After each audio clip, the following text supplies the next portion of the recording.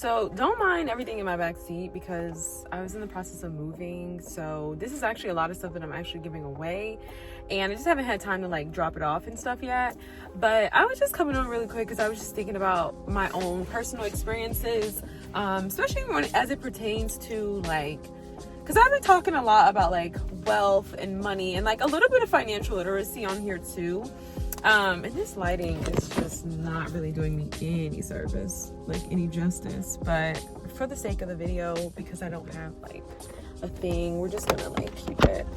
But one thing I was thinking about, and like one thing I just kind of want to touch on is, you know, being someone who's at this place in my life where it's like I've decided to go back to school. I've chosen a major that is definitely outside of my passion. It's not a passion project. It's not chasing a dream. It's not giving anything like that. Like, it's something that is so completely different. I can honestly say, like, this process has taught me a lot, especially as it pertains to like our modern culture and like our wealth obsession and our obsession with like luxury.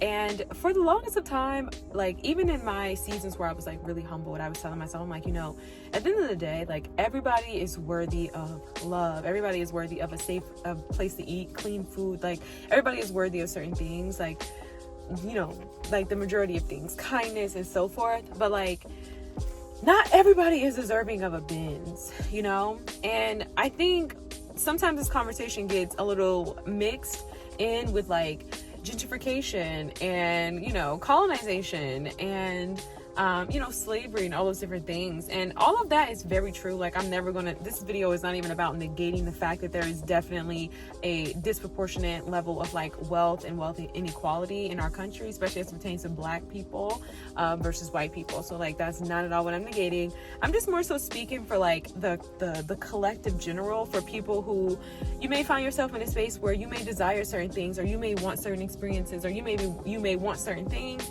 and you kind of have this false belief or this false idea about how you're going to get there or how you're going to obtain those things.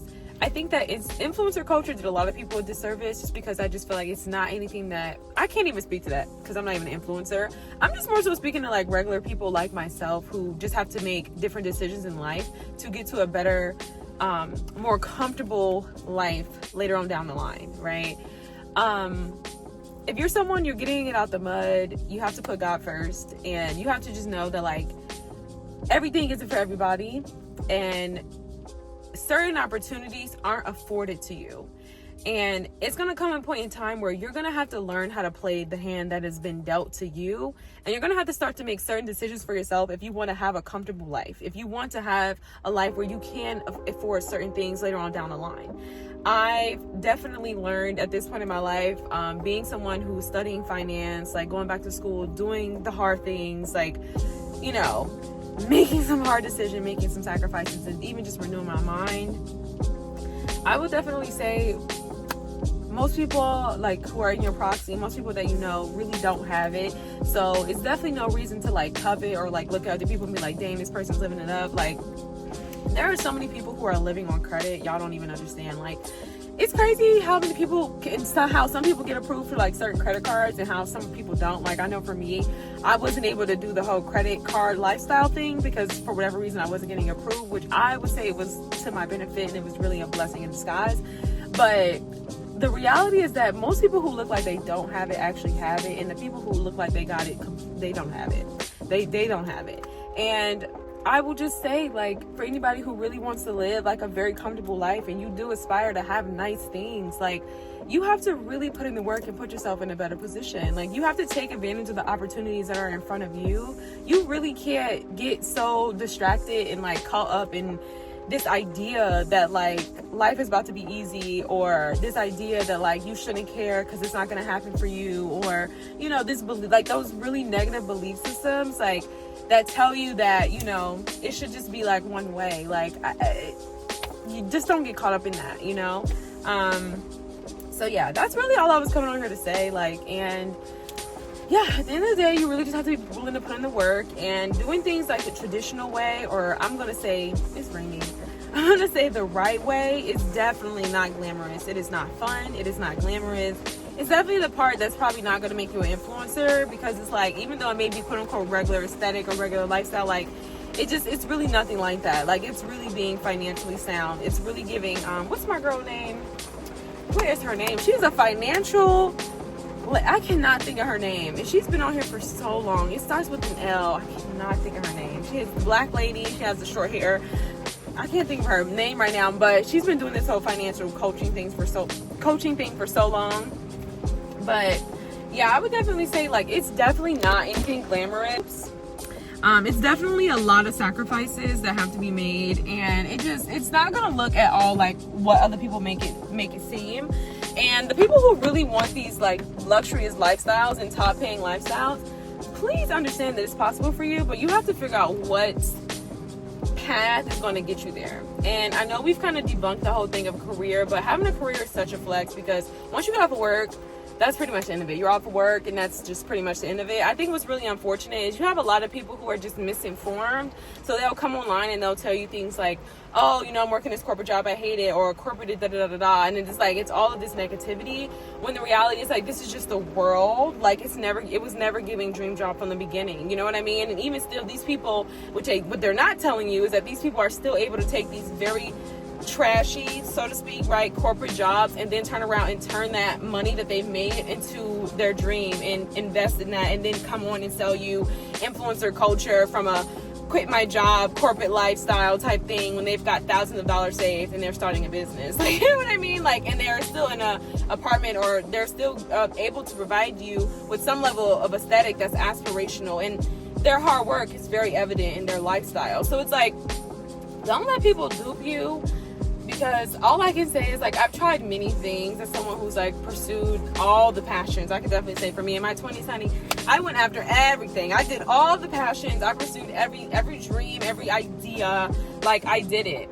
So, you know, being on this other place in my life, like, it's just different. And I just kind of wanted to come on and share that with anybody who's first generation grad, or first gen grad, or however you say that, or anybody who is just in a space in their life and they really want to do something different. They want to be, you know, better, and they want to set their kids up. First of all, I will say this before we close. Generational wealth is knowledge, period. That is generational wealth. It is knowledge. It is resources, but not just financial resources, okay? But most importantly, generational wealth is knowledge, okay? Period. I don't want to hear nothing else about it. So, yeah, I would encourage anybody out there, like, if you are in a space in your life, you're a young girl, especially a young black woman, okay? Like, come on. Try to talk to women who are in positions in their lives where they have stability. I'm not saying necessarily look for everybody who has like a certain type of lifestyle you want to live, because I know a lot of people say like, oh, do they have a lifestyle you want to live? Quite frankly, you will never really know in today's society, because you have a lot of people who are living a lifestyle that is completely fraudulent, and it's a lifestyle that isn't very realistic, and it's a lifestyle that has been built off of scamming and doing things that, you know, probably go against your personal ethics, things that you may not feel comfortable doing, you know what I mean? So you can't really base it off that. Like, I've seen a lot of people who do kind of sometimes live these luxurious lifestyles, and they, you know, built this thing, and they try to talk to people about it, or you look up to them, and it's like a lot of people have like scam money, drug money, like, you know what I mean? I'm just saying, like, when you start talking about doing things the right way, righteously, or even just like, yeah, like righteously, morally, you know what I mean? Like, it's definitely going to look different, but you're still going to be very blessed. And, you know, the Bible talks about your latter days being greater than your former days. So just keep that in mind. So yeah, I'm definitely going to encourage you guys to definitely look out for women who are stable, right? They maybe have their own house, they have a family. Like, it may not be giving mansion, it may not be giving every designer bag, it may not be giving all of that, but it's like a healthy mentor, somebody who could at least get you the foundation to get you on your way to like live a better lifestyle, you know, and get up out of your situation and change your circumstances, and get around people who can give you some knowledge, like real, not even say knowledge, wisdom, right? I think one thing that's really unfortunate, I talked about this in my last video, talking about like some things I just dislike about the church, but I really think it's unfortunate that, you know, you have so many young pastors and you have so many young people, you know, being online, sharing an opinion, because there's just no wisdom. Like, you don't even know the other half. Like, you've only been alive and able to cognitively reason for like 3 years, right? Like, our brains fully develop at 25. So it's just like, you have a lot of people online with like information, and most of it is misinformation, and it's a lack of knowledge, and it's, you know, it's all of that stuff. But it's just like, you talk about wisdom, y'all, we don't have that. You can't possibly have it solely at such a young age. So it's like, it's never really a matter of, you know, looking down on a person because they're young. Like, you know, God can do anything with anybody. You know what I mean? We can pray for wisdom every day and he'll give it. But it's like, at the end of the day, you're young. It's so much you don't know. And it's unfortunate that we don't really have humility in this world anymore, because you have a lot of people who just, let me not be so general. Humility is going out of style, right? Especially when capitalism comes to play and the bills have to be paid and people trying to get it done, okay? But it's just like, you have to really step back and realize, like, okay, it's so much I don't know. I can't possibly teach you this thing. I can't possibly step in this pulpit and share this thing. I can't like, you know, it's not really giving imposter syndrome. It's just giving, like, it's so much you just haven't really been through to really know, like, you know? And again, this isn't across the board for everybody. I'm just saying the vast majority of people that I feel like are leading a lot of young people astray, and are leading a lot of people astray in general, this is what it's giving, right? Like, you guys are going into these seminars, you're giving them your money for the courses, you're doing all these things, and it's like they just don't have the wisdom, unfortunately, to really tell you how to live a very fruitful and happy life and very fulfilling life. And when you are authentic, you have to understand it's not going to look like what everybody else wants it to look like anyway. You know what I mean? It's going to look completely different. So that's the end of this video. I just wanted to come on for anybody, you know, young woman, hey, anybody. Like, please don't be so quick to just throw away certain plans, certain things for yourself, because when I know for myself, just being an African-American woman, you know what I mean? Like, growing up in a very, you know, modest city, modest resources, modest environment, it's just not a lot of resources for you. You know what I mean? Like, it's not a lot of opportunities, I meant. Like, you know, so it's like, you want to take advantage of what's in front of you. And so this is just me kind of sharing. Yeah.